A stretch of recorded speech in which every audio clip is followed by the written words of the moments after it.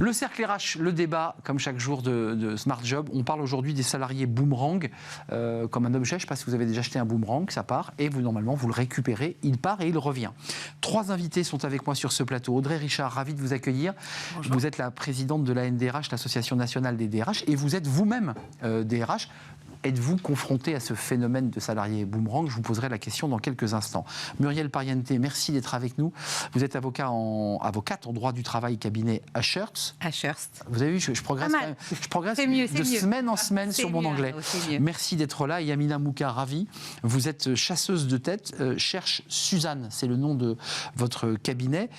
Commençons par vous, Audrey Richard, parce que vous avez une vue panoramique sur le réseau des DRH, plus de 5000 DRH engagés dans votre réseau. Vous, la DRH, ce phénomène, il existe depuis quand? Est-ce que vous avez vu une recrudescence dans votre entreprise de ces salariés qui quittent l'entreprise pour mieux revenir?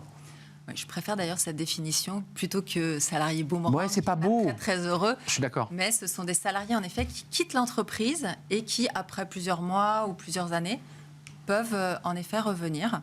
Et on voit depuis 2-3 ans une augmentation en effet.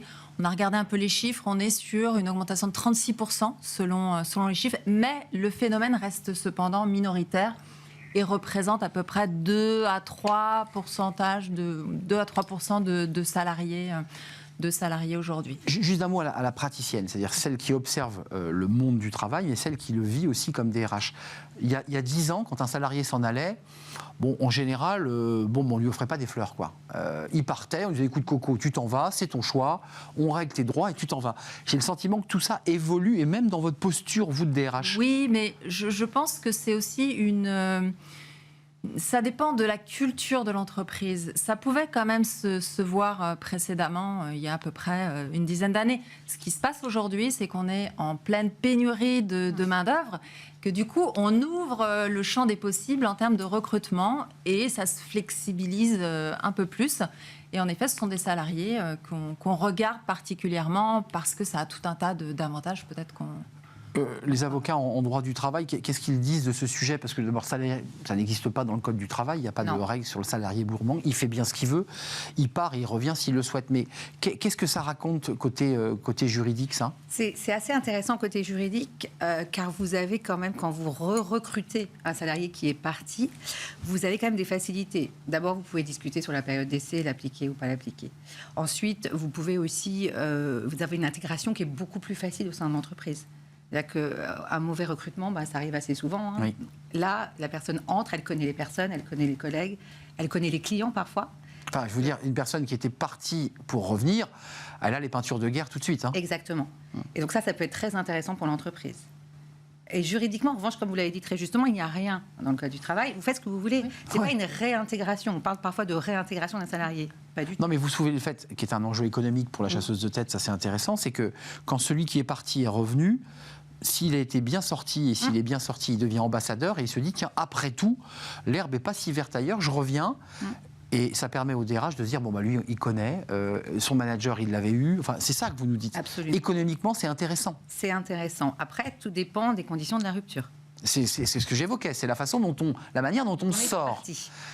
Côté chasseuse ou chasseur de tête, parce que vous chassez des femmes et des hommes,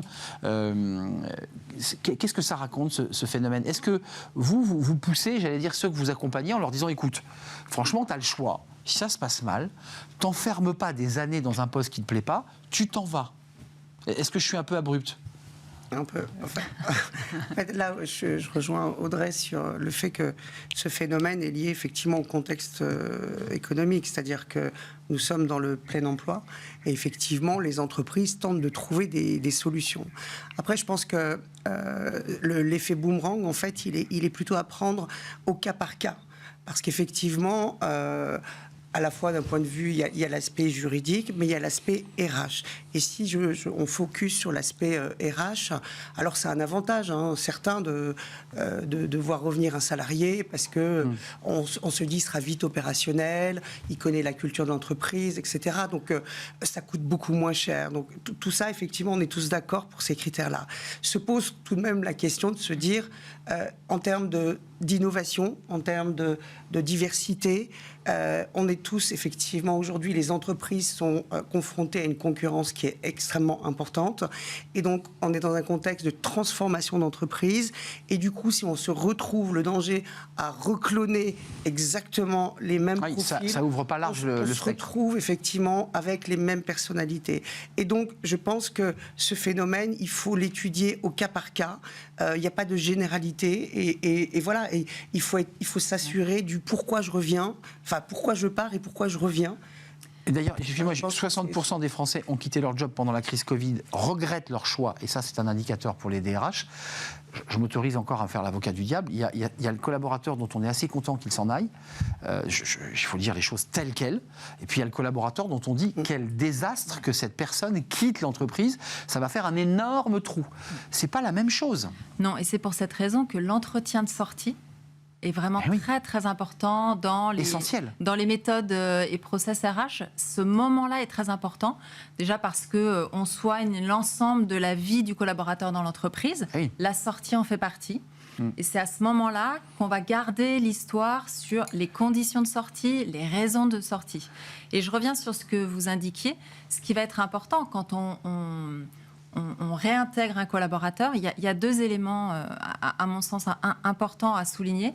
C'est qu'il revient avec son expérience, son réseau, donc on l'a dit. Ou sa rancœur, hein. Il s'est aperçu qu'à l'extérieur, c'était pas top. Voilà, s'il revient... Non, mais que sa rancœur vécue à l'extérieur, en disant je suis content de revenir. Mais ce qui va être important, c'est en effet, il revient après soit plusieurs mois, soit plusieurs années, dans une entreprise qui a évolué. Qui a grandi. Et donc, il faut, de part et d'autre, avoir bien cela en tête. Voilà. C'est l'élément crucial, en fait. Et c'est ça la clé de la réussite. Parce que le danger, c'est le salarié qui revient et qui se dit... je ne comprends pas, c'était pas comme avant. Ça a changé. Parce qu'il avait fantasmé l'entreprise. Il y a le vieux fantasme, effectivement, où on se dit, je suis parti et je préférais tout de même le système, et c'est plus possible. Mais, je veux dire, la concurrence, elle est trop forte. Il y a 20 ans, les managers disaient aux cadres, enfin en tout cas les dirigeants d'entreprise disaient aux cadres qui allaient négocier leur salaire chez leur manager ou chez la DRH, écoute, si tu n'es pas content de ce qu'on te propose, le plus simple, si tu veux faire monter ton salaire, sors, tu vas faire monter ton salaire et puis tu reviendras ensuite. Non, je dis une bêtise, ça ne se faisait pas comme ça à une époque ? Il y a combien d'années ? Vous savez, je commence à être vieux, une vingtaine d'années. C'est ça que vous me signifiez en fait. Non, mais je pense que c'est assez récent, hein, de partir pour faire monter les enchères et revenir. C'est un phénomène qui est assez récent. Donc on est bien d'accord qu'un des motifs, c'est quand la négo se passe mal sur l'aspect financier, le salarié vous dit écoutez, moi dehors, j'ai un marché très, très, très ouvert, je vais vous quitter. Enfin, non, ça se passe pas comme ça. En tout cas, c'est pas sûr qu'il va revenir. Mais effectivement, quand dans un point de vue financier, ça fonctionne pas, et qu'il y a la concurrence, on a dit qu'il y a vraiment des problèmes de recrutement, il va partir, c'est sûr. Et après, c'est vrai que s'il revient, souvent, on ne va pas le reprendre au salaire où il était avant de partir. On va s'aligner, voire s'augmenter par rapport à... Donc, il aura gagné son pari. Mais objectivement, si un recrutement, vous ne le basez que sur la notion salariale, il y a de fortes probabilités pour que vous arriviez à l'échec, parce qu'effectivement... c'est important de donner envie, c'est important qu'il y ait un vrai projet d'entreprise, c'est important que les salariés soient attachés à leur entreprise, et ces valeurs, elles existent. Et des progressions de carrière aussi pour le faire. Il y a des progressions de carrière. Mais je vous vois, parce qu'entre pairs, vous parlez beaucoup, je le sais, vous vous rencontrez, forcément, vous avez un échange aussi sur tous ces sujets-là.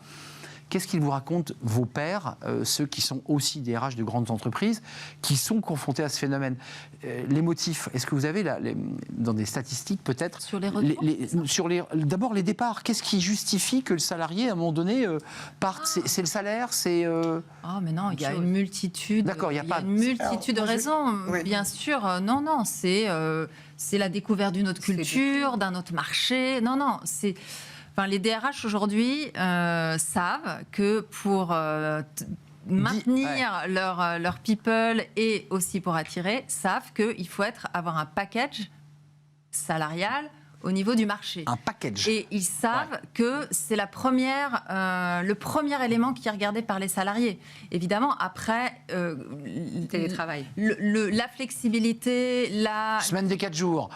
toutes les notions autour de l'environnement, autour de la diversité, tout ça c'est important. Mais le numéro 1, c'est salaire et avantage. Nous sommes d'accord. Donc ça, dans vos enjeux, quand vous préparez vos clients, il y a quand même l'enjeu salaire. Il vous dit, mais attendez, c'est pas à la hauteur, ça correspond pas, moi je peux pas pouvoir rester dans cette boîte. Comment ça se passe à l'amont? Alors, nous, les candidats que nous approchons sur le terrain, on parle à des candidats tous les jours, on fait de la chasse de tête. Ils sont à l'écoute d'opportunités pour une raison très simple, c'est qu'ils sont mal dans leur entreprise.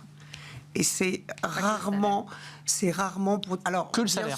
Bien sûr qu'ensuite arrive cette notion de salaire. L'idée, c'est de pouvoir évoluer en termes de salaire. Mais il y a vraiment cette notion de mal-être.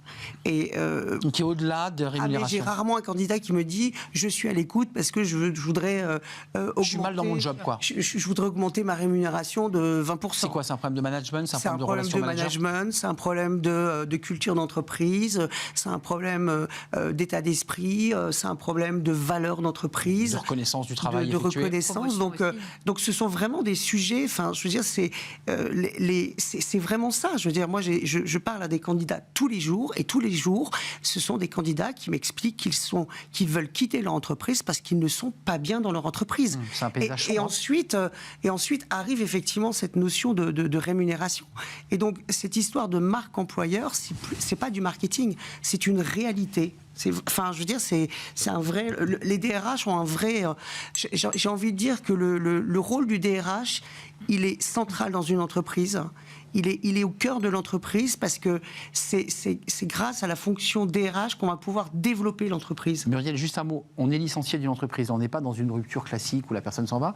Est-ce que la personne peut revenir? Bien sûr. On la licencie, mais elle revient. Elle peut. Toujours. Après, la question, c'est pourquoi elle a été licenciée. Soit elle a été licenciée pour une insuffisance professionnelle, un problème comportemental, c'est un peu compliqué. Soit c'est un licenciement économique. Et là, ça a plus de sens. Vous êtes licencié parce qu'il y a une entreprise à une période difficile où elle ferme un service. Donc là, il n'y a pas de rancœur, c'est pas lié à la performance, c'est pas lié au comportement. Donc motif économique. Puis 1 an ou 2 ans après, l'entreprise réouvre ou son service où elle va mieux. Et là, on la réintègre. Donc il n'y a pas de difficulté. Le mal-être au travail, parce que ça, j'entends le côté chasseur de chasseuse, c'est les personnes disent j'en peux plus. Ok, sauf que là, aujourd'hui ça marche parce que le marché est ouvert. Si le marché se recontracte, gérer le rapport de force s'inverse. Là, aujourd'hui, le rapport de force par rapport à ces salariés boomerang, je mets des guillemets, il n'est pas en la faveur des DRH. Oui, mais c'est plus compliqué, je là. Je pense qu'il faut vraiment regarder l'ensemble. Et ça va être favorable pour un candidat, mais ça va être favorable pour une entreprise. C'est tout ce qu'on a dit précédemment sur on récupère quelqu'un qui aime l'entreprise et qui connaît ses avantages, ses inconvénients. Et s'il repostule, c'est qu'il a envie de venir. Mais peut-être ce qu'il faut souligner, c'est qu'il y a toute cette phase où le salarié est sorti, toute cette phase où il va être intéressant de garder le lien, garder le contact avec le salarié. Et là, c'est de part et d'autre. Comment on fait d'ailleurs? Dans certaines entreprises, il y a on peut organiser un réseau d'alumni où régulièrement, on va réunir les anciens collaborateurs. Voilà, on peut facilement trouver des raisons. Exactement. Ce qui est intéressant finalement... c'est intéressant ça. On se revoit, on discute, on en est où ça. Mais finalement, votre débat est intéressant parce que ça montre vraiment le changement du rapport au travail. C'est-à-dire que il y a 20 ans, c'était pour reprendre les 20 ans. Vous voyez qu'on y vient. 20 ans. Non, mais je veux dire que il y a 20 ans, c'était on entre dans une entreprise, on y reste 20-30 ans, on la quitte une fois sur deux, un peu fâché, et souvent où on se fait licencier. Et je veux plus y revenir. De façon et on ferme la porte et on tourne une page.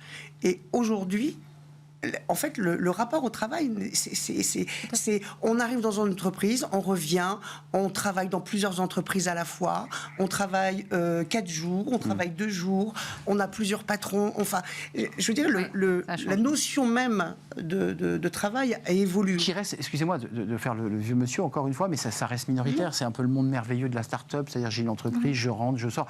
C'est pas si simple dans une entreprise où on a semi-industriel, enfin on a quand même besoin de salariés qui sont postés. Vous voyez ce que je veux dire? Non, est-ce que je me fais un peu... On n'a pas de statistiques aujourd'hui. Difficile à savoir. Mais c'est vrai qu'on voit quand même encore des entreprises qui sont totalement contre le fait de réintégrer les salariés. Ouais, il me semble qu'il est nécessaire d'évoluer aujourd'hui, dans le monde du travail d'aujourd'hui. En effet, le rapport du travail et refuser ce type de candidat, à mon sens, est une erreur. En effet, on peut... En fait, il faut... c'est une erreur. Voilà. C'est une erreur. Je pense qu'il faut avoir une ouverture d'esprit sur tous les modèles, parce qu'aujourd'hui, il y a plus de... On n'est plus dans un système dichotomique et le noir et le blanc. C'est plus ça. Et effectivement, c'est en fonction de... On essaie de trouver la meilleure organisation au sein d'une entreprise, faire en sorte qu'elle soit la plus optimale pour qu'elle fonctionne. Et dans certains cas, c'est 2 jours, 3 jours de télétravail ou pas. Enfin, voilà, l'idée, c'est ça, c'est faire du one-to-one. Vous avez des clients là qui vous disent, qui sont encore sur l'idée, non, moi je reprends pas ceux qui sont partis, parce que s'ils sont partis, c'est dans l'esprit, ils m'ont un peu trahi, et que s'ils me trahissent, je les reprends pas. En fait, ça raconte ça. Moi, je vois vraiment une évolution. Alors moi, j'ai une clientèle qui est un peu anglo-saxonne, pour être très honnête. Donc là ça... Cabinet anglo-saxon. Ouais. Donc là, c'est très différent. Puisque là-bas, franchement, les salariés... Ça bouge. Je disais tout à l'heure, ça bouge. Je pense qu'aujourd'hui, les jeunes d'aujourd'hui bougent. On a un autre esprit, ils sont moins, j'arrive pendant 20 ans, je me pose. Je pense que c'est plus ça aujourd'hui. Je pense qu'ils sont vraiment, je passe 2-3 ans. Ça dépend bien évidemment de l'activité. Enfin, mais je m'autorise à penser que quand on reste peu de temps dans une entreprise en faisant des sauts de puce, c'est compliqué pour la qualité même du travail effectué. Parce que parfois, quand on prend un poste, on a besoin de 7-8 mois pour rentrer, non? Je sais pas. 7-8 mois, bien sûr. Non, je parle de 2-3 ans minimum. Non, mais si on part au bout de 2 ans, si vous voulez... Ça dépend de l'activité. Il y a des entreprises ou des startups, comme vous l'avez dit, où vous passez 2-3 ans, vous avez fait le tour. Petites entreprises, vous allez dans une... On a bossé à fond, on a mis le pied au plancher. En tout cas, moi, au niveau des clients, même dans les entreprises françaises, c'est vraiment quelque chose aujourd'hui qui n'est plus tabou. Et oui, on peut, comme les disait tout à l'heure, c'est vraiment un cas, c'est cas par cas, c'est individuel. Mais quand la rupture s'est bien passée pour X raisons et que la personne désire revenir, on va étudier. Enfin, je m'autorise quand même que le rapport humain du départ, s'il est désincarné, si la personne sort de l'entreprise en jetant son badge à l'accueil et qu'elle prend sa voiture, elle se dit bonjour l'accueil, je pense qu'on n'en fait pas un ambassadeur. C'est-à-dire que votre boulot, c'est quand même d'y mettre un peu d'humain dans tout ça, quoi. De lui dire, écoute, on a été content, tu reviens quand tu veux. Enfin, on offre un pot maintenant. Exactement, je vais aller compléter là-dessus. Vous offrez un pot. On fait un pot de départ, des cadeaux, etc. Parce que c'est... vous offrez des cadeaux. Dans certaines entreprises. Le petit mug avec la marque.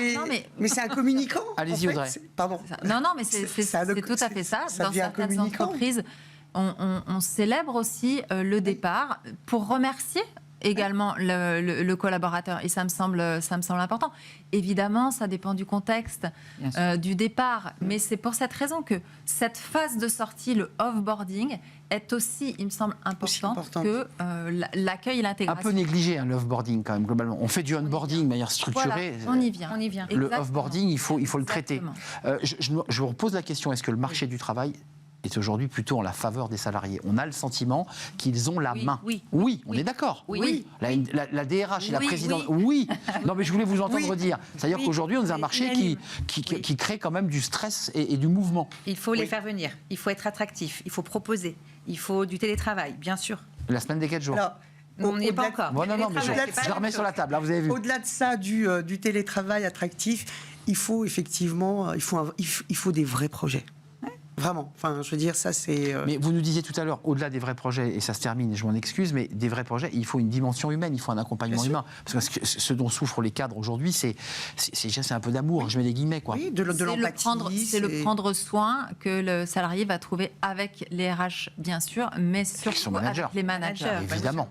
Tout part de là. Avec les managers. Merci mesdames de nous avoir éclairés sur ce sujet des salariés boomerang que n'aime pas, en tout cas l'expression, que n'aime pas Audrey Richard, la présidente de la NDRH. Merci à Muriel Pariente. Vous êtes chez Ashurst. Là, vous ne pouvez pas me dire que je l'ai mal dit. C'est bien. Ashurst est spécialiste en droit du travail et vous êtes avocate. Et merci Yamina Mouka, chasseuse de tête. Cherche Suzanne, c'est le nom de votre cabinet. On termine avec Fenêtre sur l'emploi et on accueille évidemment notre invité.